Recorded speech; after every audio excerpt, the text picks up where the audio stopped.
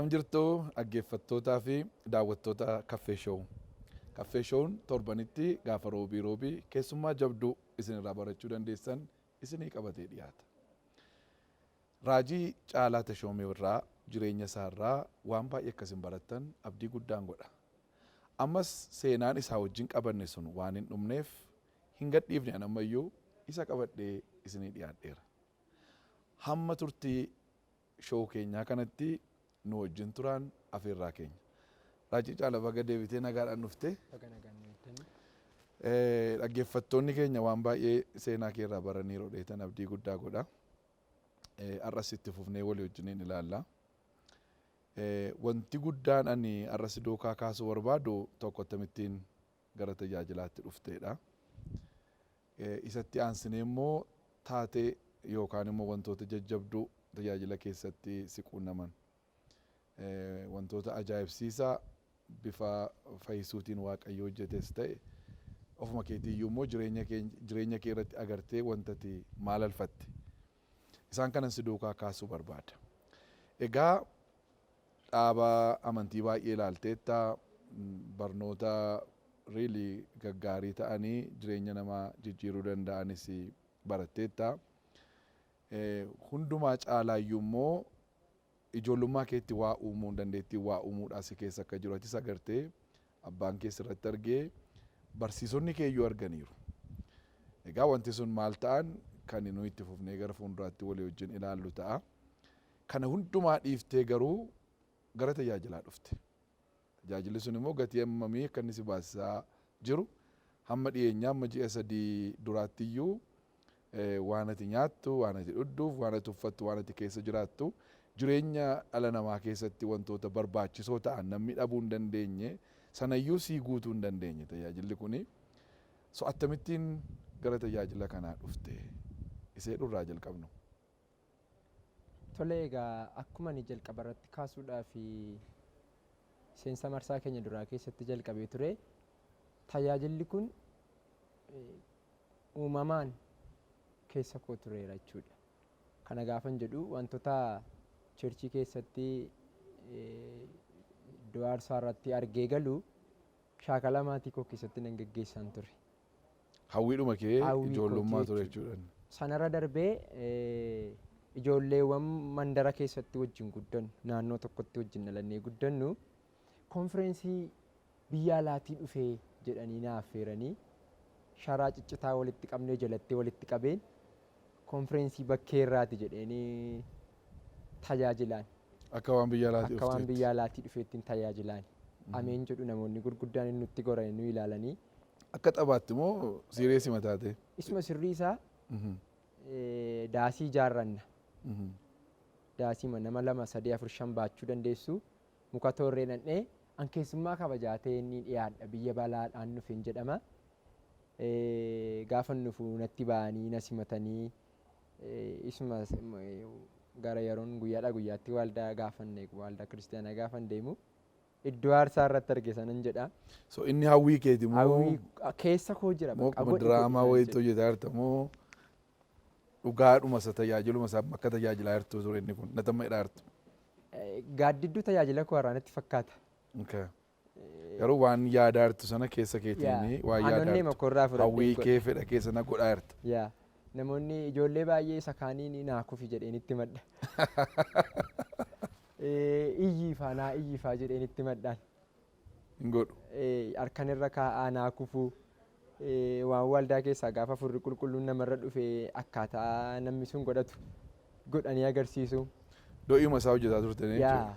Waan barbaaddu sana. Sana keessa koo waan jiruuf guyyaadhaa guyyaatti gaa waldaa kiristaanaa keessatti adeemsa deeme keessatti sagaleen raajummaa maatii kootti ni himama. Mucaan keessan inni dhumaa bakka haadhi koo dhattu hundumaatti mucaa xinnoo tokko mucaa xumuraa tokko qabda. Ofii kootiif hin uummadhe jedheetu raajonni ergaa raajummaatiin haadha kootti himu turan galtee natti himtiin ishee haa ta'u baqqaan jedhaan. Kanarraa kan ka'e faarfataa ta'uuf yaaleeraan. Burqaa isaan qabu garuu. Ijoollee ol adeemtota gidduutti kwaariitti dabalame ol adeemtotaatti dabalame sochiin na rakkisee naan innis.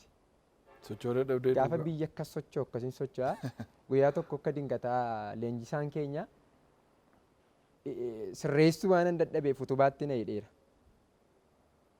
Utubaa kanatti socho'e ilaali naan jedhe. Akkasiin jedhe gaafa sana gaafa naa gamu na reebuu isaar armeen koo galii qayyabadhu naan jedhaniiru nan galanii hin jedheen. Iddoonni na reebuu baqachuuf jedhe jechuudha.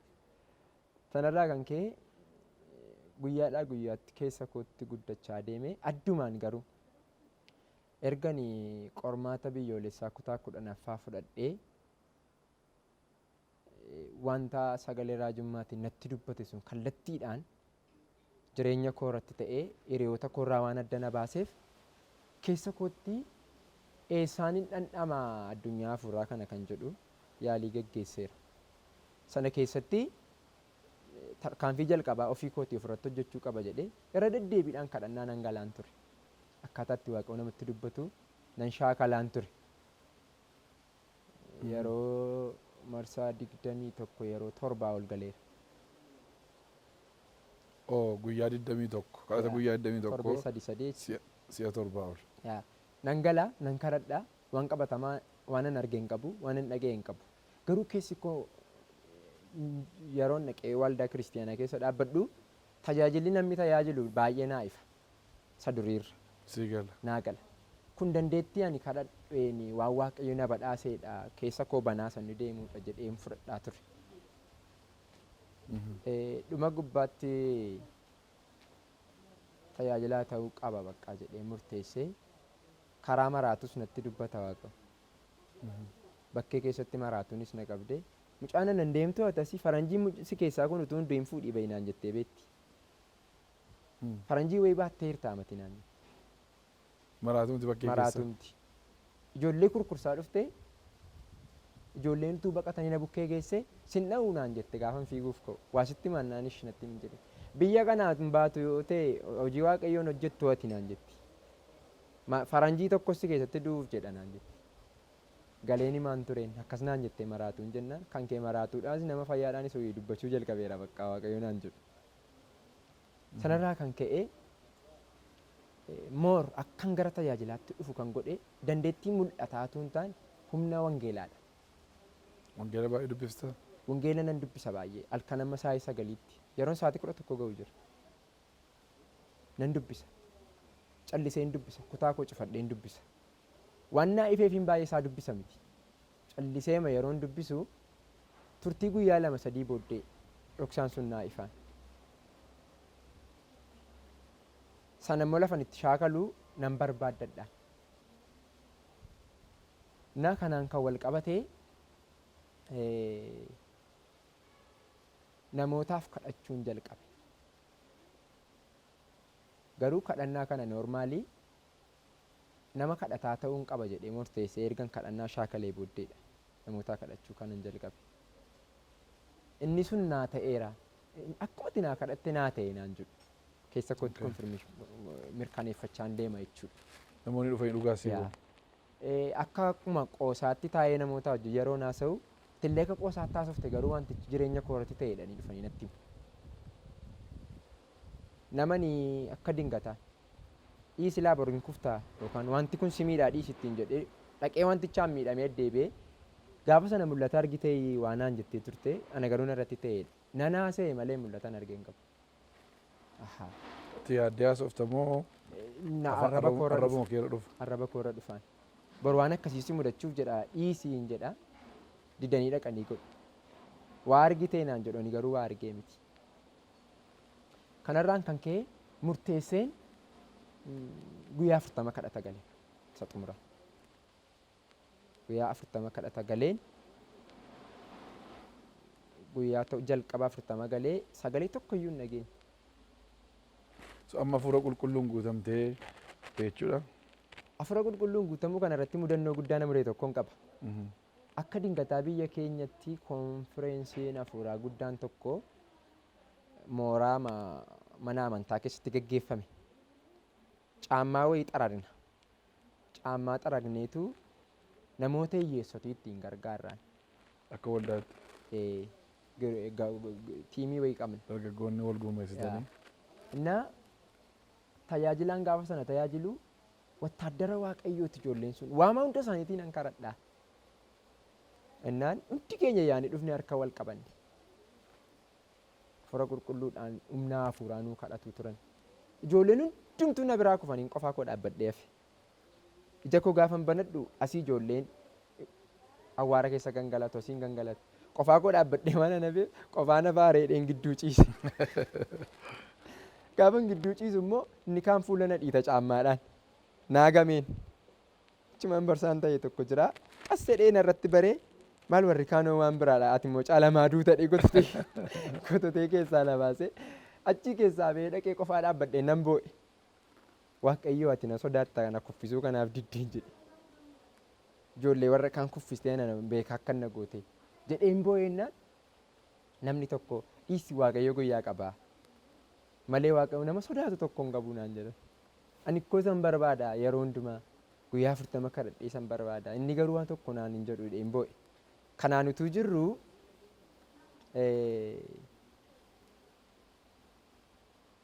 barii kun sambanni isaa erga raawwatee booddee naannoo ollaa keenyaatti kadhate wayii tokko ganama barii 12 kaanii kadhatu. Qursii nyaadheen karaarra dhaabbadhaa. Ollaama keenya kan jiraatan tokko caala maal hojjettaa naan ofumaan dhaabbadhaan jedheen kottumee kadhata kana naan jedhan hin naqu sagalee sana kuffisuu dide mitiin jedheen kottuun naan jedhan hin naquun jedheen giddiitti erga jettee gaa'ee na harkisanii dhaqan. Harkisanii gaafa dhaqan gaafuma noon lixu gurbaan tajaajilaa jiru sun hundumtuu hafuuraan machaa'itu tajaajilama.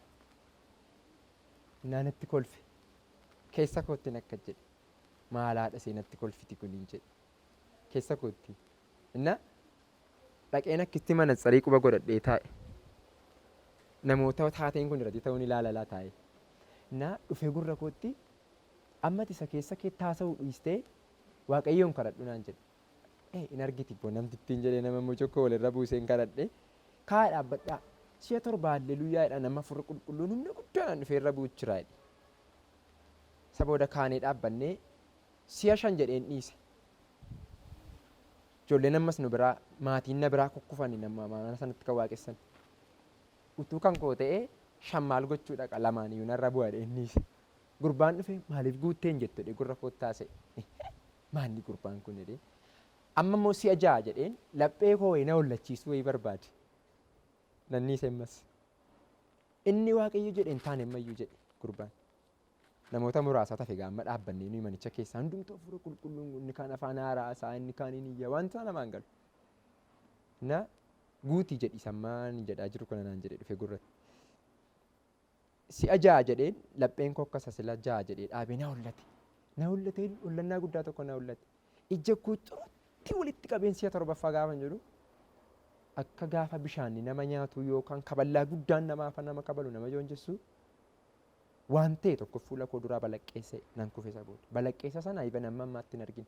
Iban kakawweem samaayii keessaa gaafa kondiishiniidhaan balaqqeessa'u akka kananiif of na wallaalchise. Naannoo sa'aatii 5tti akkas ta'e iban amma sa'aatii 9tti lafa sana ciise. Namoota mana sana keessa jiran laastikii isaanii cicciree fixee caammaa kootiin xarabbeezaanaaf jedhanii gadi guuranii. Innaa mul'atan argachumatti. Afaan haaraan narra bu'eera, afaan haaraa argadheera. Mul'atan argu kun namicha ogeessa fayyaa fakkaatu harkisaa kun kan ishee ala ishee duwween kan argamtu albee ishee ittiin opereeshinii nama godhan qabateetu gara koo dhufa. Hojjaa isaa kana garuu nan ilaala gaafan jedhu narraa fagaata baay'ee. Ammas ija isaa keessa ol fuudhee ilaala gaafan jedhu fagaata samaa keessatti achi oolu. Innaa natti gadi jedhee lafan kufee jiru kanatti opereeshin na godha. Guutummaa dhanna kooti kana bana baqaqsee jechuudha. Gaafa banu lafeen koo guutummaan ishee mul'atti. Lafee koon argaan. Lafeen koo kun akka ilkaanni oorii nyaateetti baay'ee ligidaadha. Foolii guddaa cinca'uu qaba lafeen koo kun. Lafee koo kana suuta jedhee soofee irraa baasa. Oorii isaa sana nyaatamaa yookaan immoo daandaa isaa kanarraa baasa. Erga irraa baasee booddee waan akka aannan fakkaatuun dibee lafee koo kan adii waraqatatti deebise. Even cabbii caalaa addaata lafeen koo kun gaafa inni akkas godhu.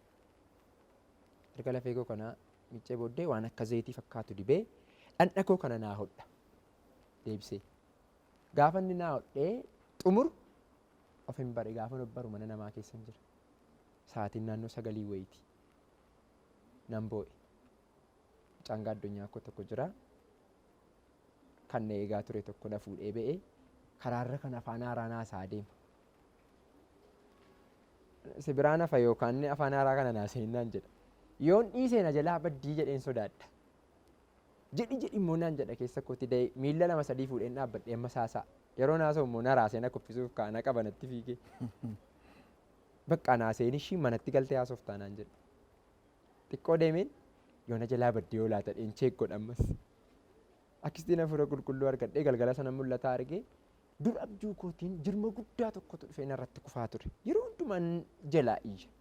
Garuu ni maddu abjuu kana. Jirmi kun hidda hedduu qaba. Dhufee narra gangalaa. Wayyoo dheen iyya halkan. Guyyaa sanaa jalqabee garuu natti dhufe. Yeroo abjuu garaagaraa nan arga yeroo kaan namoota lafarraa kan hin fakkaanne uffata adii uffatan kan fuula isaanii arguu kan hin dandeenye kanaa jiniin qilleensa fa'aa keessa barrisa. Keessa koo waan guuteef kana booddee gara tajaajilaatti gaafa nufu seexanni ni iyya. Tajaajila waldaa makaana Yesuus keessatti jalqabdee? Akkasitiin gara tajaajilaatti dhufee namaan karadhaa ta'uu jalqabee dhufanii konfirmina godhuu hafuuramaa yoon ifadhee ni iyyaa dhukkubsataadhaa yoon karadheen ta'a. Kanaan utuu hin jiru guyyaa tokko mudannoon wanta kanaan na mudate abjuu kootiin namoota caccabee ni fayyisa. Harkarra kaa'ee ka'anii fiigu namoonni. Guyyaa tokko hirribarraa ka'een haadha kootti namoota baay'een toora galchee namoota caccaban lafeen isaanii caccaban makiinaan fa'aa itti gaggalagalee irra deebiin fayyisaa innaan bakka kennaa isaa waaqayyoo sii kenna naan jette. Qursii koo nyaadheen gara bakkee ba'uuf ka'een oolaan tokko cabdee jirtiin arge. Oolaa kananii itti dhiyaadhee gaafan ilaalu nama dha'ee cabse. Kilinika beelladaa keessa immoo ciifti. Dallaan kilinika kanaa immoo itti diigamaadha. Dallichuma keessa darbinee karaatti ba'ee gara magaalaa deema. Itti dhiyaadhee dhaqeen qabee gaafan ilaalu oolaan kun cabduudha. Amma inni edaa arge kun oolaa kana irratti hojjetu hin jedhe.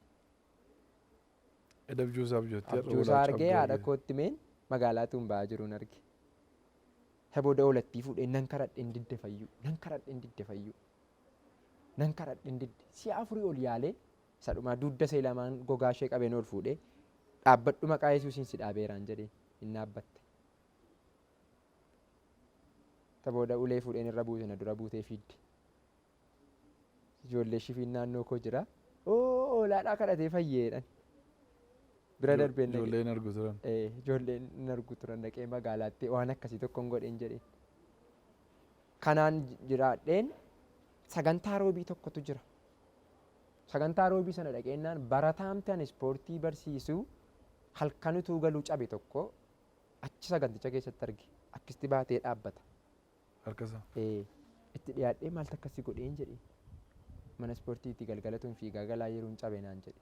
Maqaa Yesuusiin fayyiteetta jedheen harkicha qabe. Lafa dha'e mucichi. Gaafa kaan harkisaa noormaalii ta'e.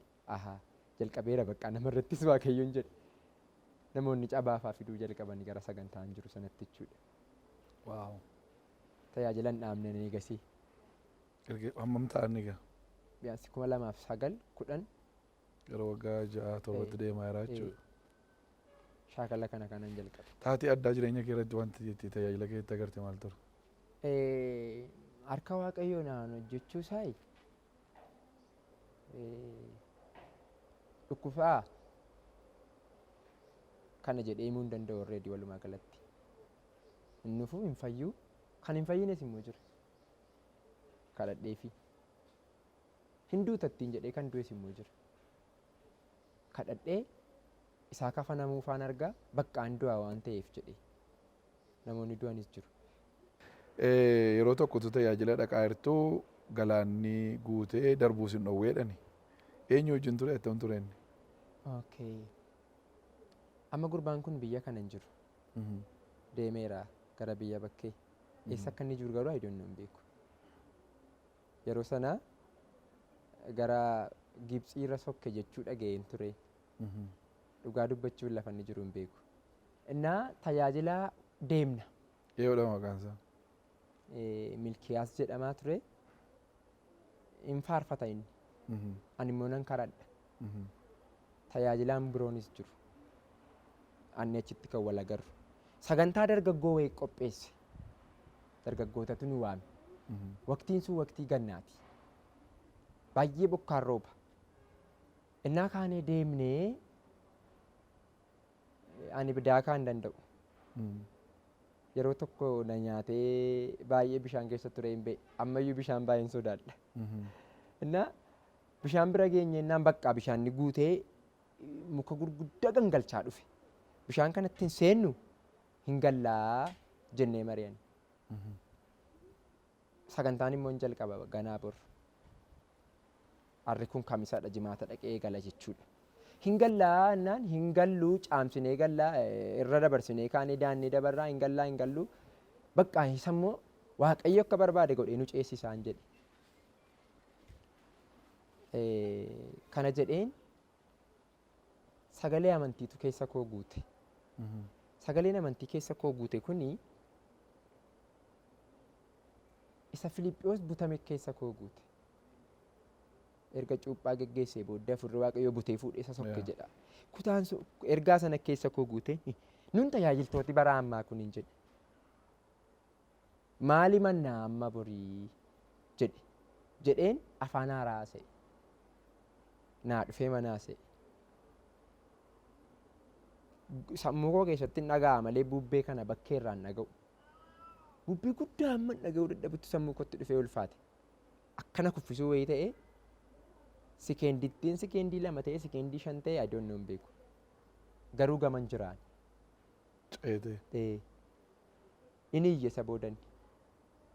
Gaafa bishaan irraa galuu yoo dandeesse kottoo barbaate immoo bor kottoo dheen sokke. Ati tajaajila irratti inni deebi'ee gala. Inni galgala sana dhaqee achi bulee boqodheen inni jimaata ganama hafee waaree booddee dhufe. Okay. So si butee jechuudha. Butee mana dhaqee gama sana si kaa'e jechuudha. Anna ofii wallaale malee. Ati hin beektu waan isaa garuu. Siistaman ittiin darbee hin beeku dhugaasa dubbachuuf. Kanaan hin darbee nan baatamee nama tol na fuudhee isa kana hin beeku. Garuu of wallaaleera. Bubbee guddaan akka dhufe immoo ursaa guddaa of keessatti dhaga'eera ittiin of wallaaleera. Nama mana yaalaatti sarjariidhaan kaleen keessaa ba'ee deebi'ee kaleen haaraan tajaajila keerratti dhaabateera jechuu dhaga'eera. Akkamiin? Kun ergan cheerchii ammaa kana jalqabeedha. Dhiyoodha jechuudha. Dhiyoodhaan. Namni sun jiraa? Namni sun dhugaa ba'ee deemeera. Dhufee galateeffatee. Keessumaa waldaa biraatii dhufeera. Iddoo biraadhaa dhufe. Kaleensaa keessaa ba'ee. Dubartiidha moo dhiira? Dubartiidha. Kalee gar tokko keessaa baasanii kalee koona. Hospitaala kamitti? Phaawulos hospitaalitti kaleen koona keessaa ba'ee jette gaafa himatte. Jalqaba ergaadhaan hin naqee kaaseen. Waaqayyo amma waan haaraa tokko sii uumaan jedheen. Eeyyee nama Waaqayyo naa uumana nama naa kalee koona keessaa ba'ee jira jetti. Irraan siqeessa booda gaafa seen akkas jettu. Irraa siqeen Waaqayyoon uumaan jedheen. Eeyyeennaan kalee keessa fayyaa qabadhuuti akka sabitaa keessa jirutti immoo amanii sabitaas qabadhuun jedheen. Hin qabattee of wallaalte. Dhaqii maramiitii kottu dhugaa ba'e uumameeraa kaleen hin jedhe. Waaqayyotu nan uumanaan jedhe miti. Amantiidhumaan. Amantii maaniin irratti dubbadhe malee. Ifan dhuftee galateeffatteetti sabi lafichaa beekaan. Haxxee ilaalamtee kaleen koo lachuu guutuudha. Feelii ta'ee marsaa 2 opereeshinii godheen of keessaa baasee jettee dhuftee dhugaa baatee. Meebii bilbilaan waraabaniiru natti fakkaata ijoolleen gaafa sana dinqisiifatanii. Waaw. Baay'ee na dhibee na kofalchiise gaafa dhagee ilkaanni buqqees dhaabateera dhani. Kunis cheerchii keenyatti waan ta'edha. Barsiiseeni kadhannaatti galuuf kaanaan humna barsiisaatiinitu callise ta'ee itti tolee callise ta'ee naa galuu dide sabi. Dinqiin barbaaddooyin jedheen. Eeyyiin barbaannadhan. Namni amma ilkaanni keessan buqqees ta'e tortorees buqqistan cabees kan isin keessaa bu'e kaa dhaabbadhaan jedhe nama baay'ee ka'ee dhaabbate. akka ati na dhageessu na nama na yaa Waaqayyo. Fayyisuurra yoo darbite ati uumaadha. Ilkaan kanaa akka inni biqiluuf ani si kadhadheeratti si galateeffadheera. Ameen. Ilaalaan jedheen. Gurbaan tokko lafa dha'ee ijoolleen itti nammanii dheeyyii ilkaan qubaa afaan isaa keessa gaafa galchan ilkaan ni biqileeraaf. Ilkaan meeqa biqilee? Ilkaan tokko buqqee ture. Hin qabduu silannaan hin qabu. Amma onnanna dhukkubeena keessaa achi ol ba'ee maaltu sitti dhaga'ameen nan akkana diilalleessuu ta'ee uummanni ni iyyitee harkuma walitti rukunnee galle wanti biraan tokko hin jiru. Waaw. Kan obboleessa keessa akkas ta'e ture? Yaa kan isaas akkas ta'e ture. Inni nama baay'ee barnoota barateedha. Sagantaa ta'eenyee utuu hirmaatnu makiinaa wayii tokko bukkee irra dhaabbateetu hirmaataa turre. Namni ilkaanni keessan buqqee cabee keessaa ba'es meeqaa dhaabbadhaa jedheen kan kadhadhe. Gaafa wanta kana kadhadhu maaloo yaa Waaqayyo godhi jedheen kadhadhu yeroo mara. Sabni kun akka amanuuf ulfina kee arguudhaaf ani si kadhadheeraa waan na dhageesseef si haa galatu hin jedha. Kadhatuma Yesuus kadhate jechuudha. Alaazaar awwaalcha reeffa Alaazaar dhaabate. Kana keessa koo dhufa yeroo mara. Isa booda ilaalaan jedha. Biqiluu dhiisuun dirqama koo miti. Gaheen koo kadhachuu duwweedha. Galateeffachuudha immoo. Ta'ees itti galateeffachuu ta'uu baates itti galateeffachuudha dirqamni koo. Ofirratti argee iyyee naa biqile jedhee ilaallee dinqisiifanne maatii marratti waan ta'edha kun. So kan obboleessa keessi sakkeetti biqile. Ilkaan meeqa biqileef? Kan isaas ilkaan tokko. Amma yeroo akka itti kadhattu amanteema kadhatta malee badaa erga dhageesse miti. Erga milikkitoonni akkasiin irratti al tokko mul'atanii ammayyuu nan kadhadhaan. Qanii itti guutamu qaba garuu. Itti guutameen namoonni ilkaanni keessan buqqee, namoonni iji keessan jaamee jiru.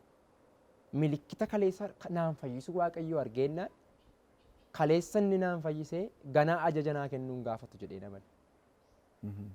Abbaan wanta sana narkaa amanii fuudhe itti gargaarama dhee waan namanuuf ifa nama dhiitii waldaa keenya keessatti baay'ee bada. Guyyaadhaa guyyaatti. Garuu Waaqayyootti ka'ii dhiitan balleessaa naan jedhamti. Al tokko argeera. Tuni dhiita balleessu. Kanaaf gargaaramaa kaa'atii. Kennaan sun jira jechuudha. Gargaaramaa kaa'atii jedhee man yaa Waaqayyoo biqilaatiin naamni hin buqqaa uumamaan kan hin kennamneef dhiitirra jiru kun maqaa keetiin irraa haa baqu waan na dhageesseef si haa galatu ilaalaan jedhaan narraa badeeraa narraa dho'ee jedhu. Namoonni warri amma kunootu wantoonni gurguddaan akkasii hojjetamanii akkuma silatti namoonni hin fayyine immoo ammas jiru. Maaliif jettee yaadda? Dhimma fayyinaa fooniitiin kan wal qabatu amantii abbaa sin gaafata. Amantii namicha tajaajiluu sin gaafata. Yeroo Waaqayyoo sin gaafata. Waaqayyo yeroo qabatte yaadda nama fayyisuudhaaf amma fakkeenyaaf madaa'uu isaatiin fayyitanii tu'edha. Isaayyaastu dubbate kana. Isaayyaas dubbatee waggaa 500 booddeedha kan dhufee Kiristoos madaa'e. Kiristoos immoo hunduma keenyaaf madaa'eera. Dhukkuba namaatti Waaqayyoon gammada dhee yaadu. Dhukkubas Waaqayyo namaa kenna dhee yaadu. Kennaa Waaqayyoo miti dhukkubi. Eenyummaan keenya inni jannata keessatti uumame dhukkubi hin jiru.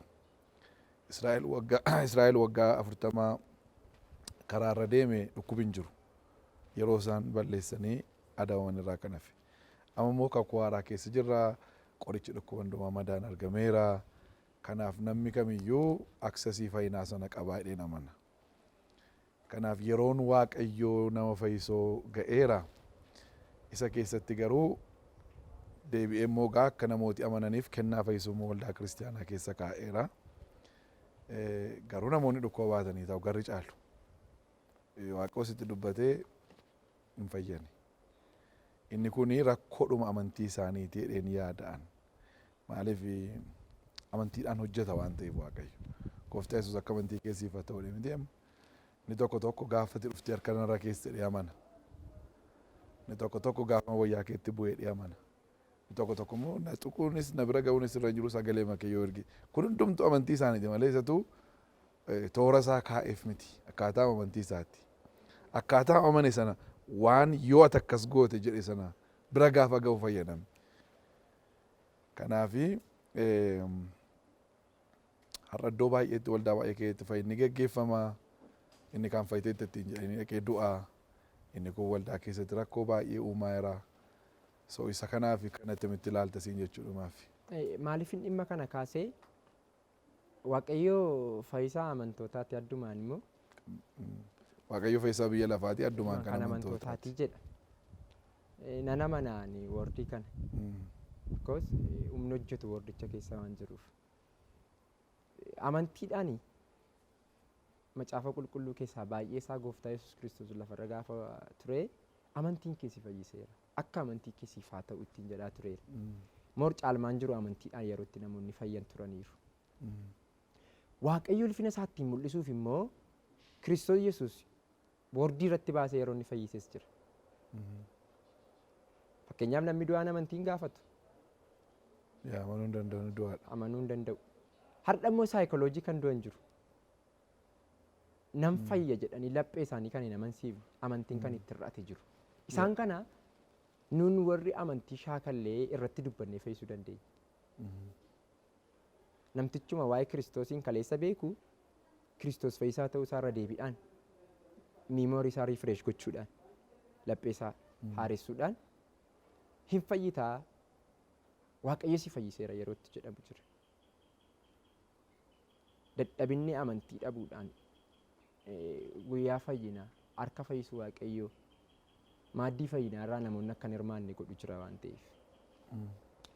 Kana keessatti dhukkubii akka macaafa qulqulluu keessatti ilaaletti Waaqayyo biraa kan namaa kenname hin jiru. Ilma namaa kamiin dhukkubsataa gochuun barbaadu Waaqayyo fayyaalessa uume hafuurattis foonittis lubbuuttis fayyaa uume.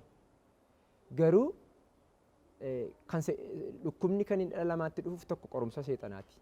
Seexanni ittiin nama chaalenjii gochuudhaaf yeroo inni lolu macaafa qulqulluu keessan argina. Qormaata seexanaa yeroo ta'u jechuudha. Damdoolloo keessatti tajaajila keetiin gooliin guddaan ga'eeraadhani. Nama du'eetu galattee raajii dubbatte. Attamitti dandeessee dubbattee raajii kana tokko macaafi qulqulluudhaan waan deeggarame miti namni of course du'aan hin ka'a. Gooftaan keenya yeroo dhufus deebi'ee hundumtuu kan du'e hin ka'a. Ammas immoo namni du'ee kan ka'ee baay'ee jira tajaajiluma hafuurri qulqulluun kennu. Garuu nama du'ee kanaan dura du'ee turetu deebi'ee gala jettee abbaa isaan dubbanne. Namni sun immoo namni du'aan dhugumaa ka'ee mana namaatti argameedhaan. Isarraa kan ka'e goolii guddaatu ta'edha. Maanni waansa? Tajaajila kana cheerchii irratti ni raajee miti ergaa kana. Sagantaa fayyinaa roobii kan namoonni hedduun iddoo garaagaraatti dhufanii itti hirmaatan tokko jira. Eessatti iddoon isaa? Magaalaa Qaaqeetti jechuudha. Aanaa manitti guddadheetti. Innaa namoonni dhaga'aniiru. Sabni hedduun dhaga'eera. Warri achirra saganticharra jiran. Innaa ergaa kana yeroo ergaan natti dhufu lafaan faana dha'aa tureena. Amma dhaabbadheen dubbadhe dur garuu dhaabbadhee faan dubbadhu. Takka lafa dhiiteen achi fiigee as na fiichisa. Ana takkas taatee hafuurichatu humna ol natti ta'e akkas na godhatee yeroo miira gaafa sana amma dhaabbadhee gaafa ni kaa'u kana jechuun na wallaalchisa la. Na sagantaa roobii sana sagantaa fayyinaa sanatti tun tajaajiluun kadhannaa xumuraa gochuuf hin achi ba'e dhukkubsatoota kadhadhee raawwadheen waliigala kadhannaa waliigalaa guduunfuuf ka'een ergaan natti dhufe. Jaranaan jedhe namoota kanaan dura du'an awwaaltanii biyyoo keessa keessanii galtan Waaqayyo bara kana keessa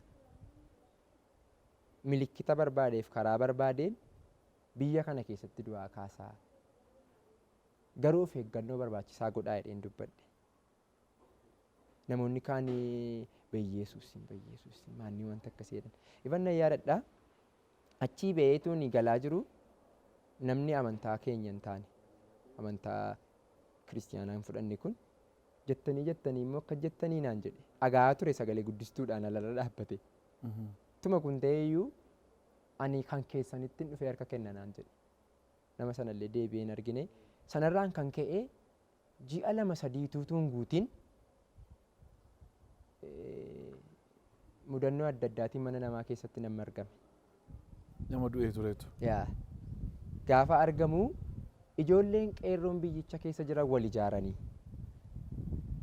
faayila tokko argatanii mana namaa kanarra deemanii baasii mucaa jechuu jalqaban. Nama du'ee turetu mana namaatti dhaqee argame. Nama biraa dhaqee arge. Nama biraatu dhaqee arge. Isa booddee abaluu ni arge mana namaatti jetti.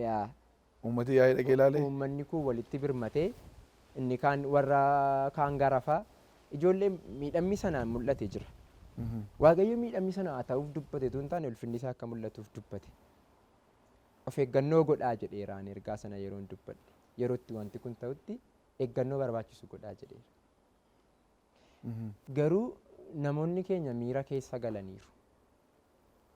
Kun waan ajaa'ibaa waan ta'eef mana namaatii yeroo nama argamu. Namni suni du'ee mana isaatti hin galle mana namaa jira. Du'ee awwaalanii dhiisaniiru. Ka'ee garuu mana namaa jira. Ispiriitiin kun xiqqoo ishee ispiriitii budaatiin waan wal qabatudha. Kanaaf hafuura budaatu nama sana ajjeese jechuudha. Yerootti namoota wareeggatan jiraachuu ni mala. Sanarratti hamma guyyaan raawwii wareega isaanii ga'utti mana isaanii tursu natti fakkaata. So amma kana jechuun yeroo hafuurri budaatiin namni du'u dhaqanii awwaalu miti amma. Isa booddee dhaqanii kaafatanii fuudhachuudha isaan. Siistama kana nama tokko jaarsa tokko gaafadheen ture eegasii. Maanguddoo tokko gaafadheen ture. Wanta akkasii jiraayee jennaan jiraayedhe. Namoonni bartee waan tokkootiif dhaqanii baranis jiru. Sanyiidhaanis kan daddarbu ispiriitiin kun jiraayedhe. Dur akaakayyuun keenya fa'aa yeroo itti wanta kanaan namni wareegamee du'u waan itti aarsaa waan itti cincansaffaa qabu lafa labsiisu nama nyaate sana faana haasofsiisu namoota akkasitti cannaqamanii jira ispiriitiin kuni. Namoonni waan akka waan adda addaa kana godhan immoo dhaqanii iddoo awwaalaa sana faatti eeganii fa'aa dhaqanii yeroo isaan irraa buufatan fa'aa tureera. Yeroo isaan kaasanidha moo? Kaafatanii fudhachuuf jedhan iddoo dhokotaa ta'anii naasisanii fa'aa namoonni irraa buufatan jiru jedhanii jaarsi tokko maanguddoon tokko infoormeeshinii na laateera wanta akkasii jira jedhee eegasii gaafadheeraniyyuu. So hafuurri budaa kuni hafuura miti hafuura seexanaati. Hafuurri kuni kiyaa baay'ee. Akkuma maqaallummaan ijoolleetti darbaa deema akkuma sanyiitti. So hafuurri sunis yoo hin cabne darbaa deemuu danda'a jechuudha ijoolleetti walirraa maatiin fudhachuu danda'a jechuudha. Garuu namoonni hafuura kana qaban bilisa ta'uu danda'u. Kanarra jiru hafuura sanaa jechuudha kan kana godhu. Egaa amma akka agaaru itti sirraa macaafa qulqulluun riilii waan deeggaruun qabu garuu akka Saamu'eeliin qaalluun naxxee kaafteetti fiddee haasofsiifteetti akkasitti nama sana kaasanii fidanii maal godhachuudha nama sana hin nyaatu.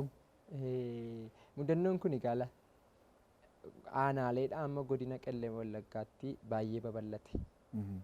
Namoonni mandaraan infoormeeshinii fudhatanii eenyu egaa kan akka dubbateeyyuu faakti ta'ee bakkee ba'uu yoo baateeyyuu walirkaa fuudhuudhaan mandaraan duulli wayii tokko ta'eera. Mana namaa faallee gubaniiru. Foonfaa mana namaa warra budaa dhadhamanii yaadamanfaa miidhaniiru jedhani. Miidhaniiru. Even wanta kana waltajjiin iyyuu qophaa'eera. Wanti kun haafuu akka aadaatti akkuma adurreen gaafa waa hattu milikkitatti godhanii adabuuf gurra sheefaatti akka godhanii milikkitatti godhaa malee lubbuu namaan balleessinaa jedhanii. Obbo Lammaa dubbatee jedhaniisa. Obbo Baqqalaan naannoo Alamtafarii dhufaniiru. Sanaanis ta'ee waan biroodhaanis dhufanii haasaa keessa hundumti keenya tokkodha waan ta'eef wanti kun immoo mudannoon jira jedhanii tasgabbeessaniiru. Hafuurri sun ergasii dhageessetti rukutameera moo naannoo sana ammayyuu jira moo dubbichi qabbanaa'eera garuu attamitti jira ergasii wantichi? Amma dhaabbateera. Yeroo sana ijoollee waan tokko godhan kana itti dheekkamaniiru natti fakkaata qaamni mootummaa. akeekkachiisa godhaniiruuf. Hin danda'ama yoo ta'e abbootii gadaan, abbootiin biyya, abbootiin amantii gidduu haa galanii malee tarkaanfiin akkasiin fudhatamin jedhanii ijoollee tokko funaananii itti dheekkamaniiru. Warra balaa kaasanirra. Sanaan tasgabbaa'eera. Ispiriitiin sun garuu walumaa galatti yoo namticha of kenne irraa caba. Yoo inni amanee gara gooftaa Yesuus Kiristoosiin dhufee ganuu yoo inni danda'e. Taateen kan biraati dhaggeeffattoota keenya hirtu jira. Sila kaaseen ture asuma magaalaa Finfinnee dhufee ergaan kun nanaasiseera yeroon dubbadhe. Nama guddoodha umuriitti waggaa 50 ol taati. Abbaa manaansee gara waggaa 80 olii ta'a. Waaqayyo bara dhufu harka fuudhaa guddaa tokko namni harka fuudhaa mana keetti yaa'an jedhee. Harka fuudhaa guddaa tokko ta'a. Sanyii kee argita jakeetiin hin jedhee. Mucaan qabdu turte. Innaa akkuma jedhame ani mandara sana yookaan naannoon tajaajilaa ture sanarraa gara ammaattiin siqee kallattiidhaan mucaa deessee mana qorichaa gaafa dhaqxullee kan mucaa keetii naan jedhu itti. Kan mucaa kootiin fide jedheen kittibaatii fa'aa kattabsiifadheen galaan ture jettee deemanii namoonni haasofsiisan jiru. Dhugumaa laata kun jedhanii. Waaqayyoof galannatu. Tajaajila hamma kana gahuutu tajaajiltu. Garuu jireenyi kee waan nyaatan, waan dhugan, waan uffatan, mana keessa jiraatan immoo qabdu. Warri akkuma sila jettee warri tajaajila keetiin tajaajilaman sun fayyan suni fayyadamanii ma deemu. Faayinaanshaali waldicha seeni sappoortiin godhanii jechuudha. Arrama baay'een tajaajiltoota keenya warra kennaa raajii qaban kanatu gara zayitii gurguruutti fide. Anama zayitii waldaa keessatti gurguramu, bishaan gurguramu kana hin jaalladhu waldaa kiristiyaanaa keessatti. Tarii namoota kanatu gara kanatti fidettee yaaddaa ati akkamittiin dhiifte kana? Tokko waldolee haadholii ta'an keessatti waan an guddadheef shaakala akkasii argaan guddanneen. Lubootan jalatti guddadhees paastarootanii irraa ayyaana irraa dabaladhees isaanii zayitii gurguruu, isaanii bishaan gurguruu nagarre. Macaafa qulqulluu keessatti immoo Gooftaa Yesuus Kiristoos warra bitanii nagadan akka inni gaduuf isa bitees isa gurgures mana abbaa koo mana kadhataa mana nagadaa gootan jedhee akka inni gaduuf dubbiseera. Amma inni bitees inni gurgures waliin caalu.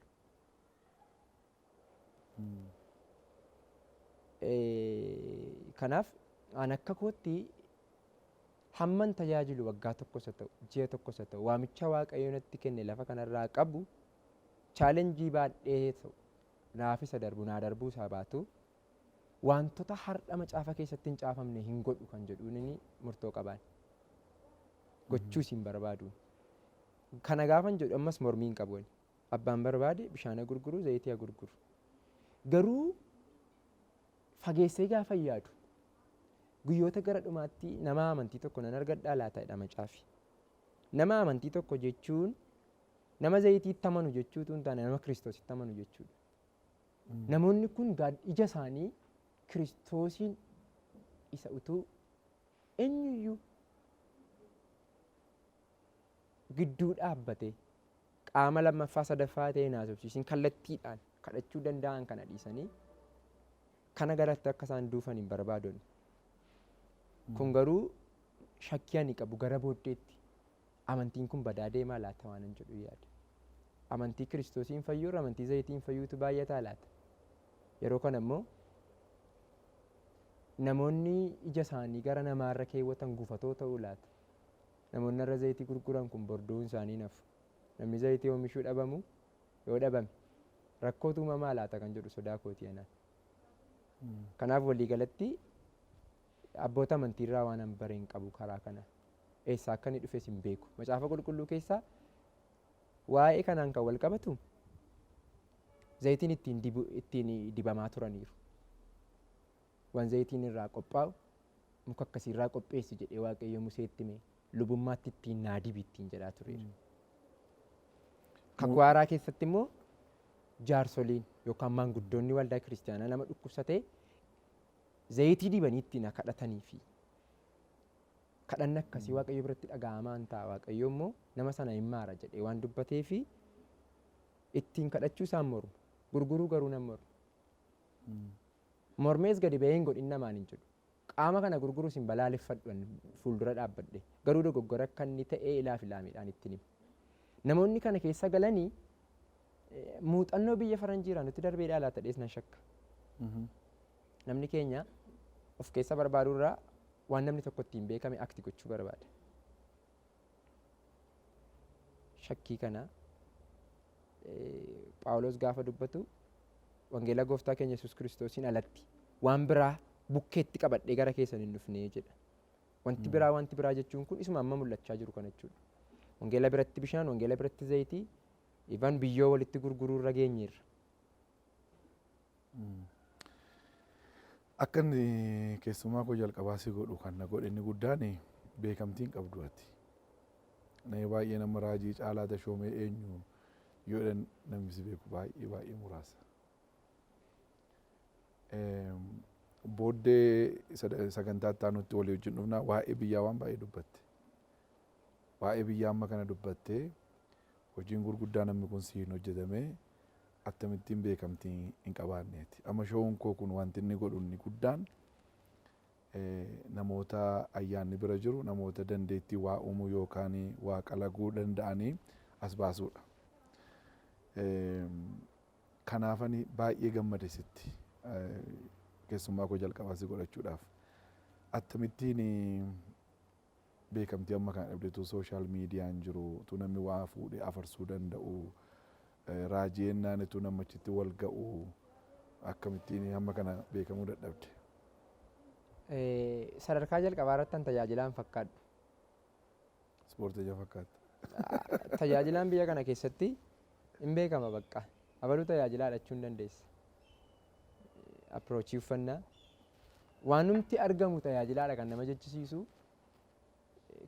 Wanta kana Waaqayyotu nuu kenne ta'ee nuti ofii qopheeffate ta'ee hin beekuun. Ana namni baay'een madaragii isteejii eegan qabadhe tajaajilaa caalaama ta'uu kooyyuu erga maqaa koo faa himadhe namni haaraan jirtu na baruu yoo barbaaddan jedhee eegan itti mee booddee baru. Taaksii keessa taa'anii mucattii akkasii tokkotu ergaa dubbate jedhanii waa'ee makoo yeroo isaan haasa'aa deeman taaksii keessa taa'ee fa'aa wajjin dhaggeeffachaa yeroo hin deeme qaba. Hin dubbatanii inni istanii jedhee garuu itti haasa'ee hin beeku. Biyya kanatti daandiin beekamtii tokko ayyaanaan ta'uun affeera. Namaan ta'a. Kun jechuun tajaajila affeeramuu barbaaddan affeerrachuu barbaaddan tokko ana barbaaddu taanaan naa dawwaltu fakkeenyaaf gara cheerchii keessanii kan dhufuuf. Ani immoo namoota na jala jiranii rakkoo hin qabu faarfataa gobosiis lallabaas nama raajii raajuus sinii fideen dhufan jedha. Isa booda maaliin hin dhufaa tiimiidhaan hin dhufa. Gabaa ta'e nagada ta'e jechuudha. Namoonni mul'ata qaban cabsanii isaan kana gidduu galuudhaaf yeroo itti rakkatan jira jaarraa ammaa kana keessa ni mul'ata. Isa lammaffaa immoo of ibsuudhaafis carraa ofii laadhee hin beeku. Of ibsuu nan barbaadatu hin ta'e daandii of ibsuu daandii ittiin namni nama beeku keessaa tokko zayitii gurguruudha. Maal footoo koo kaasee irratti maxxansee kaleessa fuula isaanii duratti ta'uu Waaqayyoo hojjechuu Waaqayyoo waan arganiif akka isaan narraa bitan beeka. Dukkaa biyya gara garaatti fudhatanii gaafa deemanis akka isaan waa godhan beeka. Garuu qooda kanatti hirmaachuun hin barbaanne natu. Gabaa amma kanaa keessa dhaabbachuun hin barbaanne. Kan kanarraa hafe amma fakkeenyaaf istiikarii tokko yoon hojjedhe nama xiksii tokko yoon irra kaa'e footoo koo yoon itti maxxanse namoota guyyaadhaa guyyaatti shiiftii dhufanii lixu cheerchii keenya namoota lixan kanaaf ofuma kootii keessa koo bule jedhee yoo raabse har'a nama 1,000 nama 500 yoo raabse daandii naa ta'uu danda'a nan beekaan.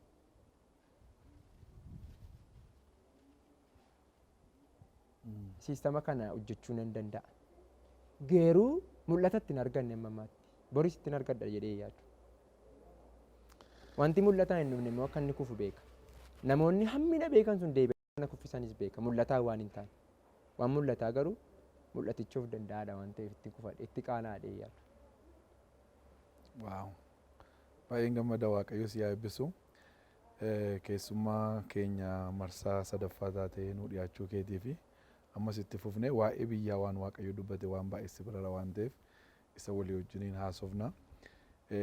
Kabajamoo dhaggeeffattootaaf daawwattoota Kaffee Showuu namoonni raajii caalaa Tashoomeetti gargaaramuu barbaadan yoo jiraattan waldaa keessanitti waamuu yookaan akkaataa Waaqayyoo qalbii keessaniif garaa keessan kakaasetti isaa wajjiniin hojjechuu barbaaddu yoo jiraattanii iskiriinii keenya irraa bilbila nuyi isinii keenyuun bilbiltanii kallattiidhaan isa quunnamuu dandeessu.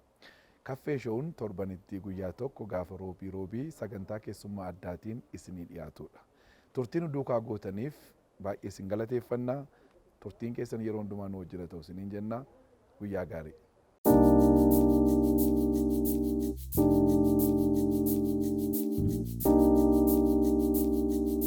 Thank you.